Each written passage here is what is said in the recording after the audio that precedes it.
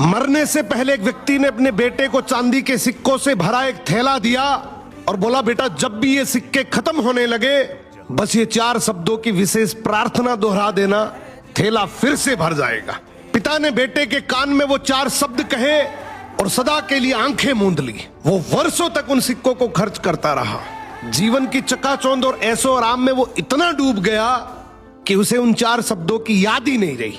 उसे लगा कि ये खजाना कभी खत्म नहीं होगा, परंतु धीरे धीरे थैला खाली होने लगा। अब बेटे को घबराहट हुई। उसने याद करने की बहुत कोशिश की, पर वो शब्द उसके दिमाग से फिसल चुके थे। वो पागलों की तरह लोगों से पूछने लगा। पहले पड़ोसी से पूछता है कि ऐसी कोई प्रार्थना तुम जानते हो क्या जिसमें 4 शब्द हो? पड़ोसी बोला, हाँ मैं एक 4 शब्दों की प्रार्थना जानता हूँ, ईश्वर मेरी मदद करो। उसने वो शब्द कई बार दोहराए, लेकिन चांदी के सिक्के नहीं बढ़े तो वो बहुत दुखी हुआ।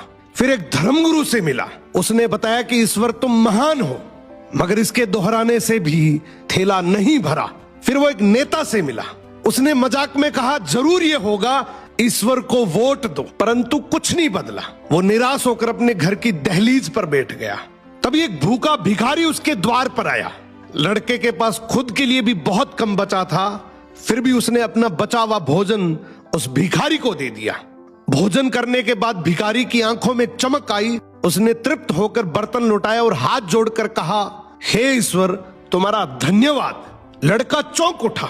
उसने सोचा यही वो चिर परिचित शब्द थे। उसने दोहराना शुरू किया, हे ईश्वर तुम्हारा धन्यवाद। देखते ही देखते उसका थैला फिर से चांदी के सिक्कों से लबालब भर गया। तब उसे समझ आया, जब उसने किसी की मदद की तभी वो प्रार्थना उसे याद आई।